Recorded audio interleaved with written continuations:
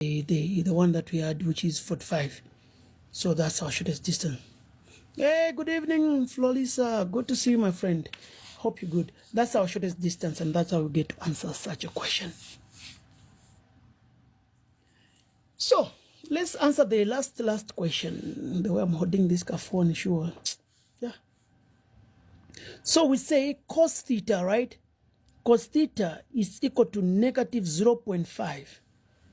Yeah, I'm finding this question now. Solve the equation. Cos theta is equal to negative 0.5, for which our theta is greater or equal to 180, but less or equal to 360. So you need to understand in which quadrants is your cos negative. Because of that negative, so you need to know where your cos is negative. So let's talk about the quadrants. So in the first quadrant, all right, in the first quadrant, all trigonometrical ratios are positive. You're talking about sine is positive, cos is positive, and tan is positive.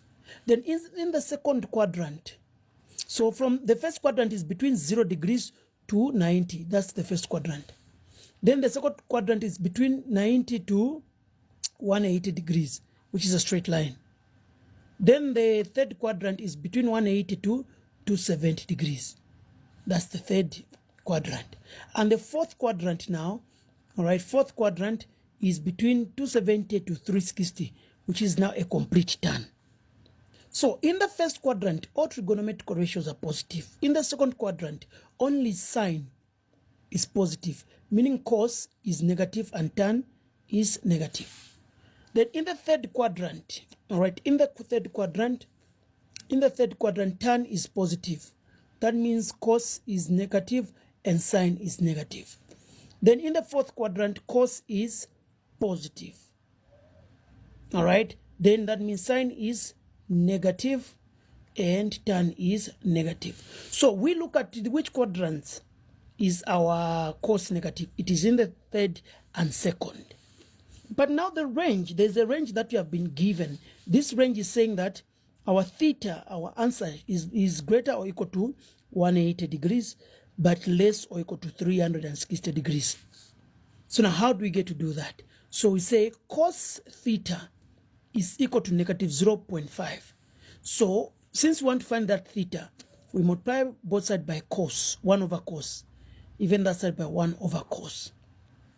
So that this cos and that will go, will remain with now theta is equal to 1 over cos is same as cos inverse of now negative 0.5. So now on our calculator, we're going to punch. We say shift, then cos for us to get that cos inverse. Open bracket, negative 0.5, close bracket. What are we getting? 120. Is 120 in the range as expected? No, it's not in that range. So we have already found the theta is equal to 120 degrees. So this 120 is not in the range provided. So we are going to subtract 360 minus 120. All right, so we simply say 360, 60 minus 120.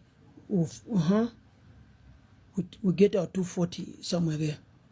So that is our angle. So the acceptable now angle is 240 degrees. And 240 degrees is of course less than 360 but greater than 180. So that is the angle they're asking us to find. So people, I've seen them, after solving this question, they get to ignore the range. Just find there and then they say, that's my answer. Yeah, you can be convinced, and it's true. When you multiply cos inverse multiplied by negative 0.5, it's 120 degrees. But the range is saying that your answer should be greater than 180, but less than 360. So we said 120 minus 360 minus 120, that is our final angle. Was that helpful, my good friend? Do you think you have enjoyed? And when you check, since we said that the quadrant where our cos is negative is in the second and third, is 120 not between 180 and 270? It is. So